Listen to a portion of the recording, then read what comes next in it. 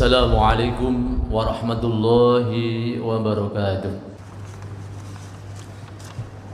Alhamdulillahilladzi ja'ala syahra Ramadan syahrus syiyam wa anzala fihi al-Qur'an hudan lin-nasi wa bayyinatin minal huda wal furqan. Asyhadu an la ilaha illallah wahdahu la syarika lah al-malikul quddusus salam wa asyhadu anna Muhammadan abduhu wa rasuluhul kiram. Allahumma salli wa sallim wa barik ala sayyidina Muhammadin khairil anam wa ala alihi wa ashabihi wa man tabi'ahum bi ihsanin ila yaumiz ziham. Amma ba'du, faya ayyuhal hadirun ittaqullaha haqqa tuqatih wa la tamutunna illa wa antum muslimun. Faqad qala Allah ta'ala fi kitabihil karim wa huwa asdaqul qailin. A'udzu billahi minasy syaithanir rajim. Syahrul Ramadan alladzi unzila fihi al-Qur'an hudan lin-nas wa bayyinatin minal huda wal furqan. Faman syahida minkumus syahra falyasumhu wa man kana maridan aw ala safarin fa'iddatun min ayyamin ukhar. Yuridullahu bikumul yusra wa la yuridu bikumul usra wa litukmilul iddata wa litukabbirullaha ala ma hadakum wa la'allakum tashkurun. Bapak-bapak dan saudara-saudaraku jamaah Jum'ah, para shaimin rahimakumullah. Puji dan syukur marilah bersama-sama kita panjatkan kehadirat Allah Azza wa Jalla yang telah menjadikan Ramadan sebagai bulan termulia, waktu yang sangat bermakna dan berharga bagi hamba-hamba yang bertakwa.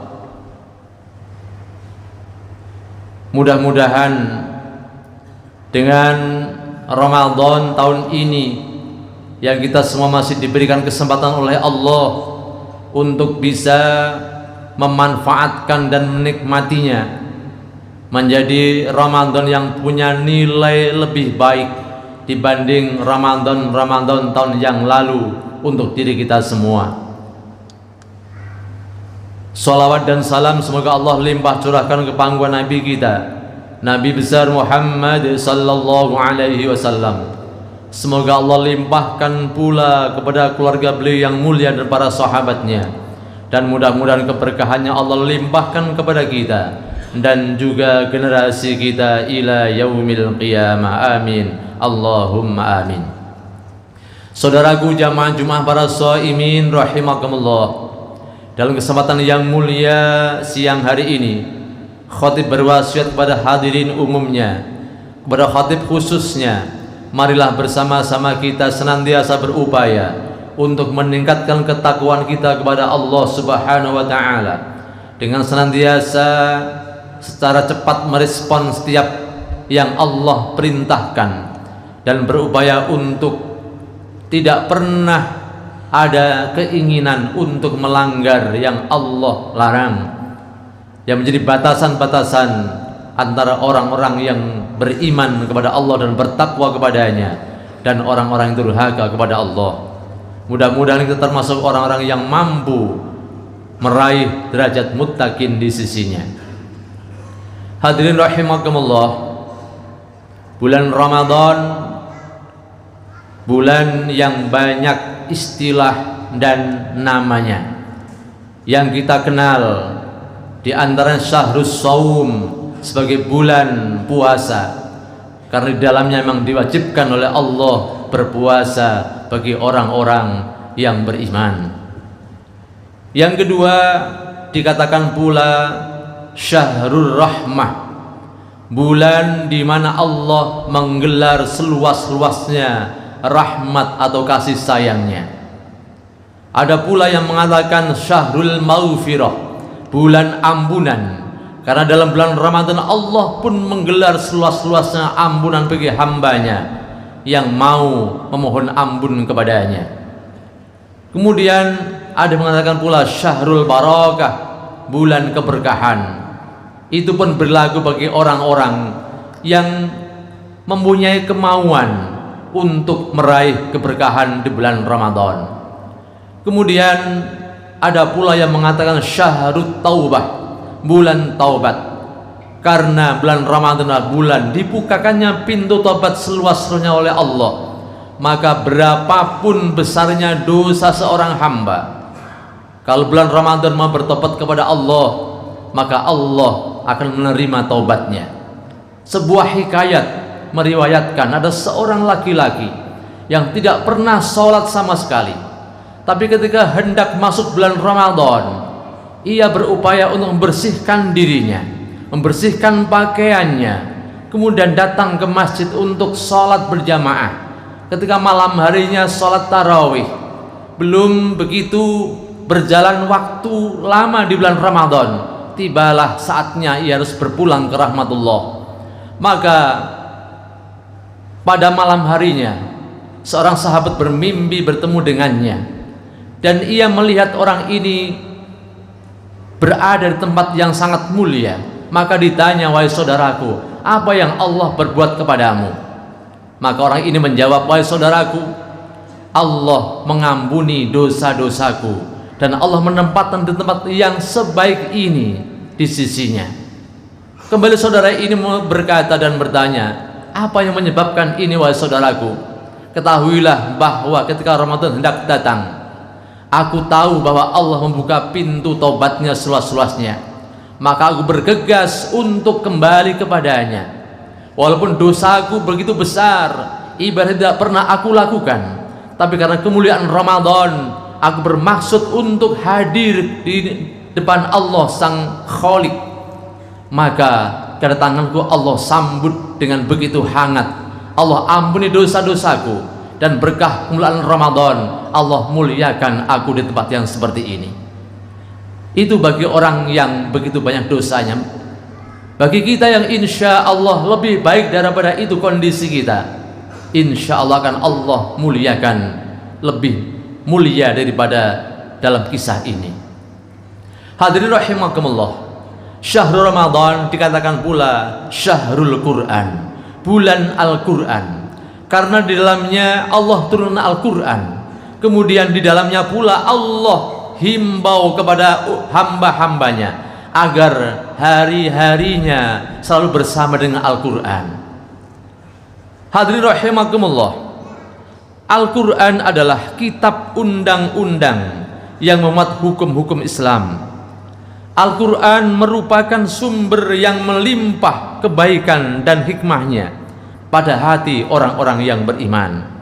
Dan Al-Quran adalah sarana yang utama untuk mendekatkan diri kepada Allah Subhanahu wa Ta'ala dengan membacanya secara istiqamah. Dalam sebuah hadis yang disampaikan oleh Abu Hurairah, sesungguhnya saya mendengar Rasulullah bersabda, man kana yarju liqa Allah falyukrim ahlullah. Barang siapa yang ingin kelak berjumpa dengan Allah di akhirat, maka muliakanlah keluarga Allah. Para sahabat bertanya, ya Rasulullah, halillahu azza wa jalla ahlun, apakah Allah azza wa jalla punya keluarga di dunia ini? Rasul menjawab, qala na'am. Sahabat kembali bertanya, qila manhum ya Rasulullah, siapakah keluarga Allah itu? Nabi kita menjawab, ahlullah fid dunya alladzina yaqra'una al-Qur'an. Keluarga Allah di dunia adalah orang-orang yang waktu-waktunya diisi dengan membaca Al-Quran. Ala man akramahum faqad akramahullah wa atahul jannah. Ingatlah, barang siapa yang memuliakan ahli Allah ini, Allah akan memuliakannya dan Allah akan memberikan balasan berupa surga. Wa man ahanahum faqad ahanahullah wa adkhalahun nar. Dan barang siapa yang menyakiti ahli Allah ini, maka Allah akan menghinakannya dan memasukkannya ke dalam neraka. Kemudian Rasul kembali bersabda, ya Abu Hurairah, wahai Abu Hurairah, ma indallahi ahadun akramu min hamilil Quran. Tidak ada seorang pun yang mulia di sisi Allah kecuali hamilul Quran.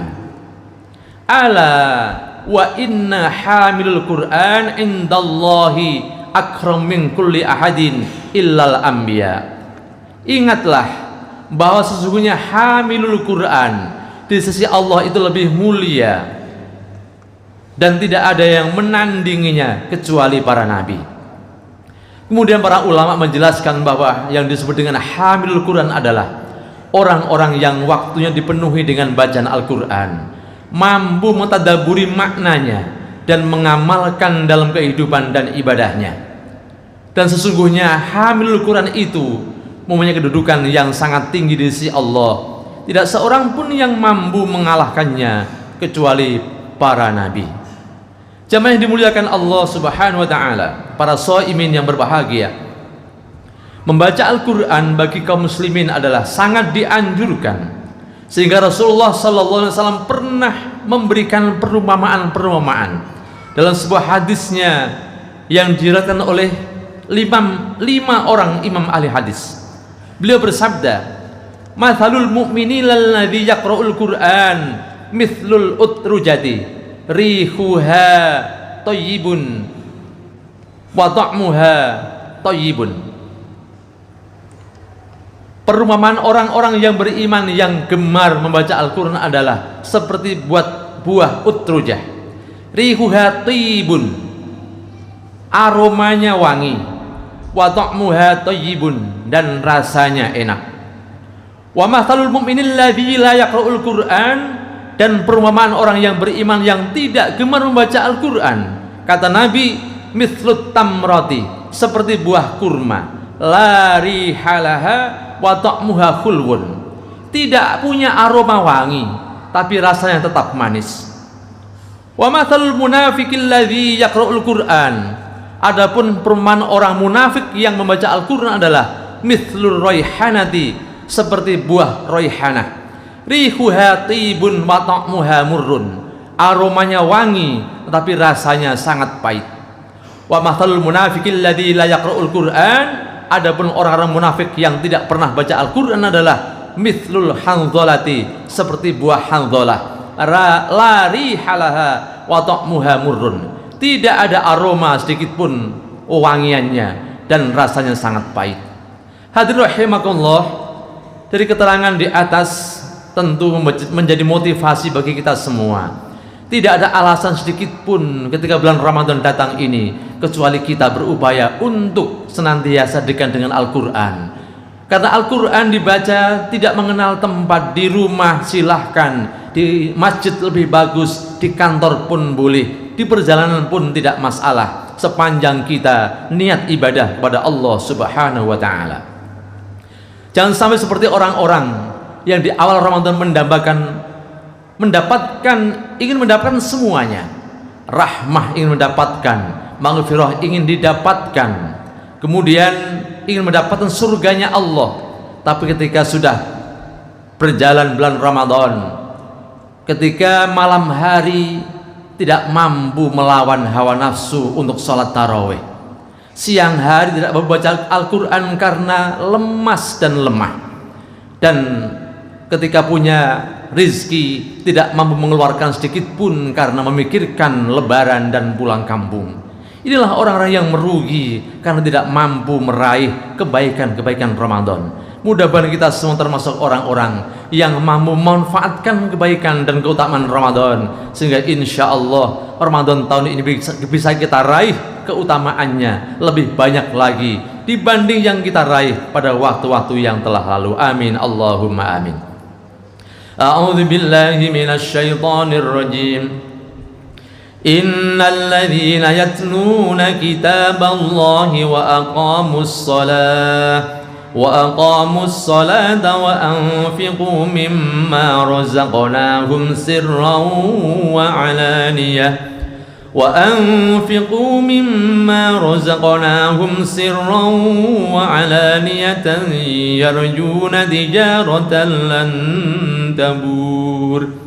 بارك الله لي ولكم في القرآن العظيم ونفعني وإياكم بما فيه من الآيات وذكر الحكيم وتقبل الله مني ومنكم تلاوته إنه هو السميع العليم.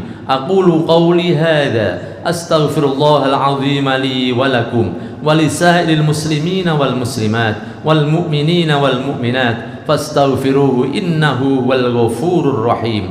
وقل رب اغفر وارحم وأنت خير الراحمين. اللهم صل وسلم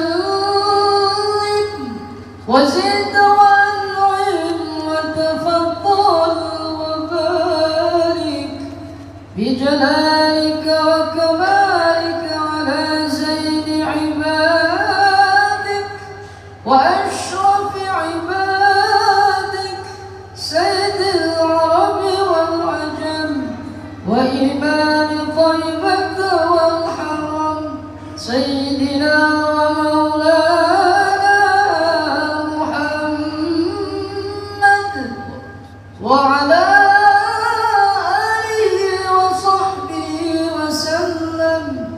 ورضي الله تبارك وتعالى عن كل صحابة رسول الله أجمعين.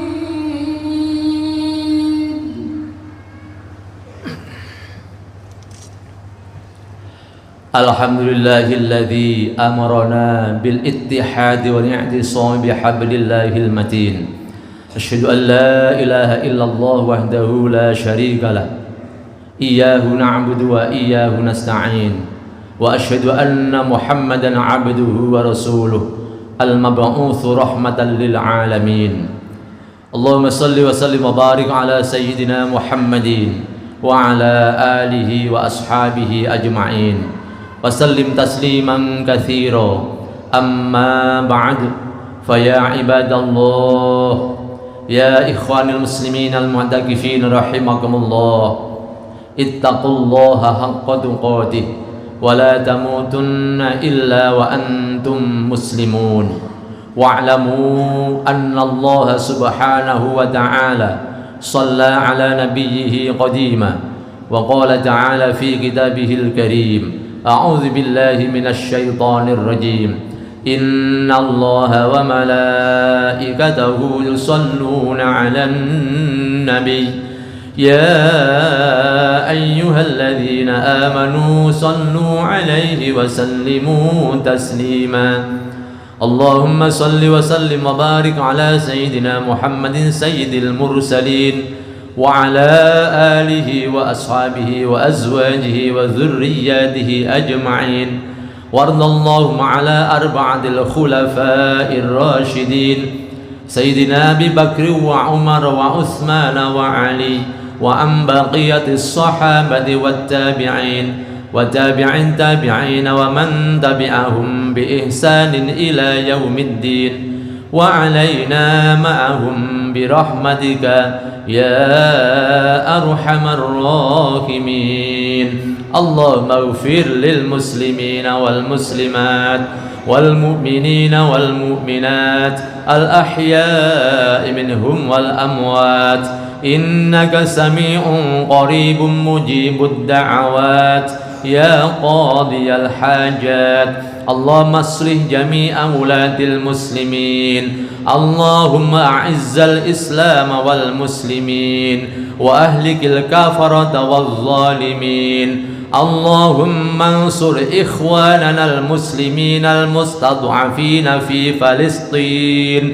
اللهم انصر إخواننا المسلمين المجاهدين في فلسطين وأهلك الكفرة والظالمين وأهلك اليهود والظالمين والمشركين وأعل كلماتك إلى يوم الدين برحمتك يا أرحم الراحمين.